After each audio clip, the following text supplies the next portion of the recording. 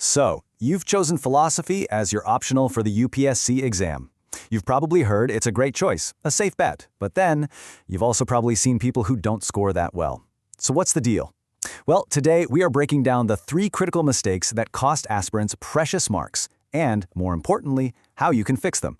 Let's get right into it. Okay, first things first, let's be real about why philosophy is so attractive. It's got one of the shortest and most static syllabuses out there. It almost never gets updated, which means you can revise it again and again until you've absolutely mastered it. I mean, on paper, it really looks like a dream optional. And that brings us to the big puzzle, doesn't it? If the syllabus is so short and so predictable, why are so many people still struggling to get those top scores? The truth is, there's a huge gap between knowing the material and actually presenting it in a way that the examiners are looking for. So, in this explainer, we're going to tackle the 3 biggest mistakes head-on. And we're not just going to point them out, we're going to give you clear, actionable strategies to turn these traps into your biggest strengths. All right, let's kick things off with mistake number 1.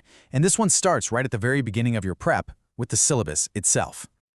So here's the mistake. People treat the syllabus like a grocery list. You know, Plato, check. Aristotle, check. Done.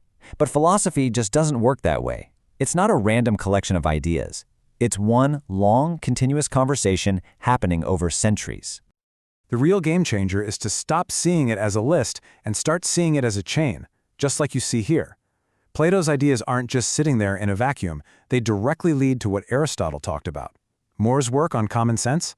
That's a direct response to Hegel. And guess what? The examiners know this, and they design questions specifically to see if you know it too. So the fix for this is incredibly simple, but so powerful. Seriously, do this. First, print out the syllabus. Second, stick it on the wall right in front of your study desk. Third, read it. Every single day.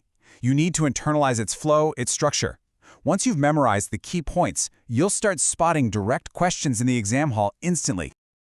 All right, so you've mastered the syllabus. Fantastic. But that brings us to mistake number 2, and this is a big one. It happens when you're actually writing your answers. The problem isn't that you don't know the content, it's that you're writing it like it's a general studies paper. And this slide just nails the difference. Look, a lot of topics, like justice or liberty, they show up in both GS and philosophy. But a GS answer is all about generic language and everyday facts. A philosophy answer, it demands precise, abstract language and deep philosophical dimensions. And here's the most important part. In a GS answer, you use facts and reports as evidence. In philosophy, your evidence isn't some government report. Your evidence is another philosopher. And honestly, this quote right here, it says everything you need to know. You can write the most beautiful, well-structured answer, but if the examiner can't see the thinkers, the philosophers themselves debating and arguing within your words, it's just not going to score. You have to make the philosophers the heroes of your answer.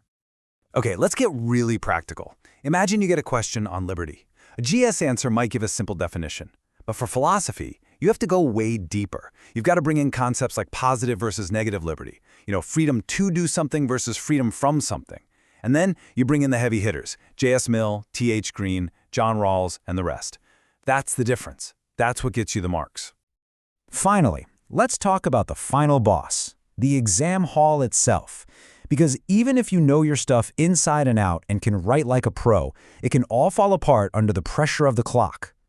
For paper 1, you've got to be strategic. You have to play it smart. As you can see, the paper is split. Part A, Western philosophy, is huge and sprawling, but Part B, Indian philosophy, is way shorter. So the smart move is to completely master Part B and aim to answer 3 full questions from it. By securing the bulk of your marks there, you've basically taken all the pressure off when you have to tackle that massive Part A. Okay, now I want you to look at this number. I need you to burn this number into your brain. It is maybe the single most important number for managing your time in the exam hall. 6. 6 minutes. That's it. For every single 10-mark question, you have a non-negotiable limit of exactly 6 minutes. You have to be absolutely ruthless.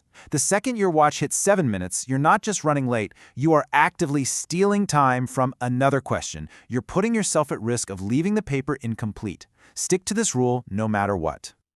Okay, so let's pull all of this together. Let's boil it down into 3 golden rules that are going to set you up for success. This is your path to a high score. First, master your syllabus. See it as a connected map of ideas, not just a checklist. Second, write like a philosopher. Make the thinkers the absolute heroes of every single answer. And third, execute with a strategy. Be ruthless with your time and with how you approach the paper. Look, if you can just avoid these common traps and really apply these fixes, you will completely transform your performance. The path to a top score in philosophy is right here in front of you. The only question is, are you ready to walk it and make this your top scoring optional?